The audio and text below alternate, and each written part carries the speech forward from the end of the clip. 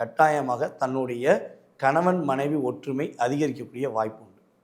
3ஆம் நபர்களால் தான் இவங்களுக்கு பிரச்சனையே. எப்போயுமே இந்த கணவன் மனைவி பிரச்சனை வந்து ரிஷபராசிக்கு வருதுன்னா அது யாராக இருக்குன்னா ஒன்று கணவருடைய குடும்பத்தாராக இருப்பாங்க அல்லது மனைவியோட குடும்பமாக இருக்கும்.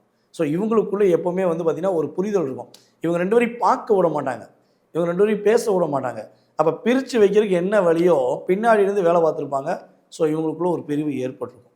அப்போ சேரணும்னு ஆசைப்படுற நம்மளுடைய ரிஷபராசிக்காரங்களுக்கு உறுதியாக கணவன் மனைவி ஒற்றுமை உண்டு. ஈஸியாக ஏமாறுறது நம்ம ரிஷபராசி தான். மேடம் சொன்ன மாதிரி இந்த நண்பர்களால் அதிகமாக ஏமாற்றப்பட்டு தன்னுடைய வாழ்க்கையில் பொருளாதாரத்தை, தன்னோட வாழ்க்கையில் மகிழ்ச்சியை இழக்கக்கூடிய ரிஷபராசி என்பவர்களுக்கு இந்த சனி பயிற்சி காலங்களில் நல்ல உறவுகள், நல்ல நட்பு, அதாவது 10 பேர் என் கூட இருந்தான், இப்போ இருக்கிறது 3 பேர் தான் அப்படின்னா அந்த 3 பேரும் உண்மையானவர்களாக உறுதியாக இருப்பாங்க. எக்ஸ்ட்ராடாக எடுத்துக்கோங்க. ஏன்னா இந்த சனி பயிற்சி என்ன பண்ணுவார்னா போகிறதுக்கு முன்னாடியே பிரித்து கொடுத்துருவார். இவன் நல்லவன், இவன் கெட்டவன், இவன் கூட மட்டும் ட்ராவல் பண்ணு அப்படின்னு நம்ம ரிஷபராசிக்காரங்களுக்கு இண்டிஷன் கொடுத்துருவார். ஸோ இவங்க இனிமேல் ஃபாலோ பண்ணாங்கன்னா நன்மை.